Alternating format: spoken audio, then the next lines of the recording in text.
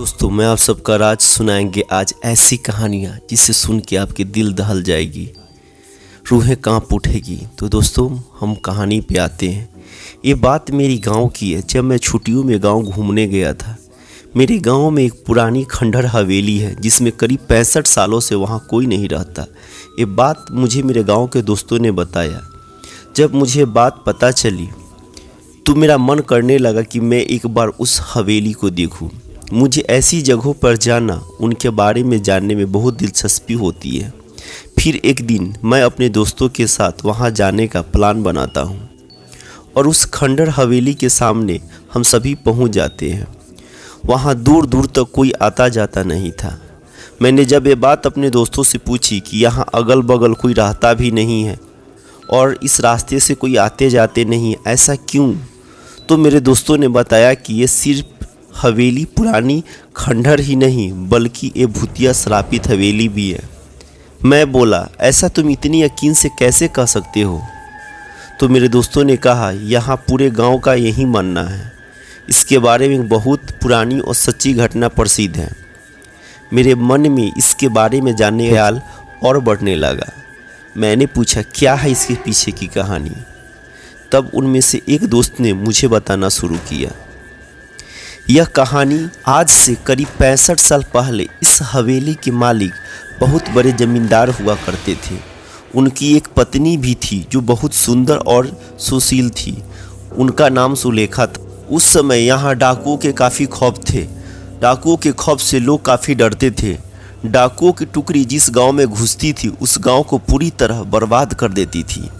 एक बार डाकुओं के सरदार को जमींदार के धन और संपत्ति और उनकी पत्नी पर नज़र पड़ी, जिसके बाद उसने जमींदार के घर डकैती डालने का प्लान सोचा। इस पर सभी डाकुओं ने हाँ कर दिया। फिर एक दिन वो काला दिन भी आ गया जिसके बारे में जमींदार ने कभी सोचा भी नहीं। डाकुओं ने एक दिन जमींदार के हवेली पर रात में डकैती करने का प्लान बनाया और सभी डाकू जमींदार के हवेली के पास आ गए। जमींदार ने भी अपनी सुरक्षा के लिए पहले से ही कुछ सिपाही और नौकर रखे हुए थे जो डाकुओं के हवेली पर आने पर उनसे जमींदार के सिपाही और नौकर बहुत कम और साधारण हथियार के साथ थे। वहीं डाकुओं की संख्या बहुत ज़्यादा थी और अच्छे हथियार के साथ लैस थे, जिसकी वजह से जमींदार के सिपाही और नौकरों को कुछ ही देर में डाकुओं ने मार डाला। ये सब जमींदार देखने के बाद सोचा, इससे पहले कि डाकू हवेली का दरवाज़ा तोड़कर अंदर घुस जाए, उससे पहले अपनी पत्नी और इस खजाने को छुपा देना चाहिए। फिर उसने उस खजाने को एक हवेली में किसी खुफिया जगह पर छुपा दिया और अपने पत्नी को एक कमरे के अंदर एक खुफिया कमरे में छुपा दिया। बाहर से कमरा बंद कर दिया। इसके बाद कुछ ही देर में डाकू हवेली का दरवाज़ा तोड़कर अंदर घुस जाते हैं और जमींदार को पकड़ लेते हैं। जमींदार से बार बार पूछते हैं कि तुम्हारी पत्नी कहाँ है, तुम्हारे खजाना कहाँ है, पर जमींदार बताता नहीं। खजाना के पता और पत्नी के पता नहीं बताने पर डाकुओं ने जमींदार को मार दिया। पर जमींदार मरते मरते अपने खजाने का पता उन डाकुओं को नहीं बताया। डाकुओं ने खजाने को बहुत खोजा पर वो नहीं मिला। फिर उसने उसकी पत्नी को खोजा, पत्नी भी नहीं मिली। फिर डाकुओं ने वहाँ हवेली के कुछ कीमती सामानें लेकर वहाँ से चले गए। पर जमींदार की पत्नी जो एक खुफिया कमरे में बंद थी, उसका पता किसी को नहीं था। उसकी पत्नी बहुत चिल्लाई, लोगों को बुलाने की कोशिश की, कमरे के दरवाजे को तोड़ने की कोशिश की, पर वो अंत तक कुछ नहीं कर सकी और भूख प्यास से तड़प तड़प कर वहीं मर गई। उसके मरने के बाद उसके लाश के बदबू से लोग हवेली में गए। उस कमरों को तोड़कर उसके लाश को वहाँ से निकालकर उसका अंतिम संस्कार सभी ने कर दिया। कहा जाता है कि आज भी वो अपने पति का इंतज़ार उस कमरे में करती है। उसका पति कभी तो आएगा, उसे कमरे से कभी तो आज़ाद करेगा और आज भी उस हवेली में घुसपैठी है या उसकी इजाज़त के बिना अंदर आने वालों को वो सज़ा देती है। मैंने अपने दोस्तों से ये कहानी जब सुना तो मुझे विश्वास नहीं हुआ।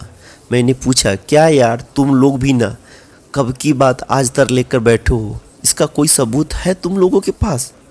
तो उन लोगों ने बोला, कुछ लोगों ने इस हवेली में जाने की और रुकने की गलती की थी जो आज तक इस सदमे को भूल नहीं पाए। मैंने पूछा, ऐसा क्या हुआ था उन लोगों के साथ इस हवेली में? तब दोस्तों ने मुझे बताया एक बार एक अपराधी जेल से भाग जाता है और इस हवेली में आकर छुप जाता है। उसके बाद कोई नहीं जानता कि उस हवेली में उसके साथ क्या हुआ था। बस दूसरे दिन उस अपराधी की लाश उस हवेली में मिलती है। मैंने बोला ये हादसा भी तो हो सकता है। तो उन लोगों ने कहा एक बार एक चरवाहा उस हवेली में एक रात रुकने के लिए रुकता है, जो सुबह जिंदा उस हवेली से बाहर तो आता है पर अपना मानसिक संतुलन खो देता है। तब से वो आज तक पागल है। ये बातें सुनकर मेरी हिम्मत नहीं हुई उस हवेली के अंदर जाने की, इसलिए हम लोग वहाँ से घर चले गए। दोबारा फिर मैं उस हवेली को देखने नहीं गया।